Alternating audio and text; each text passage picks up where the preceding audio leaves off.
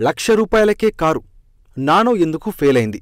Nano car 2 దశాబ్దాల క్రితం అదో పెద్ద సంచలనం. టాటా గ్రూప్ నుంచి ₹1,00,000కే కారు అనగానే ముందుగా ఎంతో మంది డౌట్ పడ్డారు. అసలు ₹1,00,000కే కారు తయారు చేయడం, అమ్మడం సాధ్యమేనా?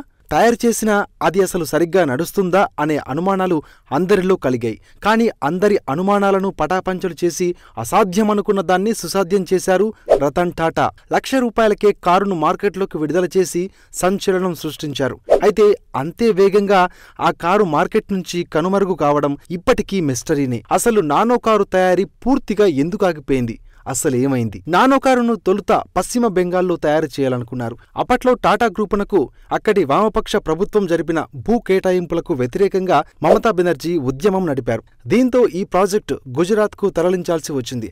ఈ ₹1,00,000 కార్లు ఎడాపెడా రోడ్డు మీదకు వస్తే పర్యావరణం దెబ్బతింటుందన్న పర్యావరణవేత్తల ఆందోళనలు చుట్టుముట్టాయి. ఎన్ని వివాదాలు చుట్టుముట్టినా, ఆరోపణలు ఎదుర్కొన్నా తన డ్రీమ్ ప్రాజెక్టు విషయంలో రతన్ టాటా వెనక్కి తగ్గలేదు. తొలుత 2008లో ఢిల్లీలోని ఆటో ఎక్స్పోల్ నానో కారును ఆవిష్కరించారు. 2009లో మార్కెట్లోకి విడుదల చేశారు. ఇచ్చిన మాట ప్రకారం ₹1,00,000కే కారును తీసుకొచ్చారు రతన్ టాటా. కారు ఉత్పత్తి ఖర్చుల వల్ల ఆ ధరకు రాదని తెలిసినా నష్టాలను భరించి మరీ నానో కారును ప్రజలకు చేర్చారు.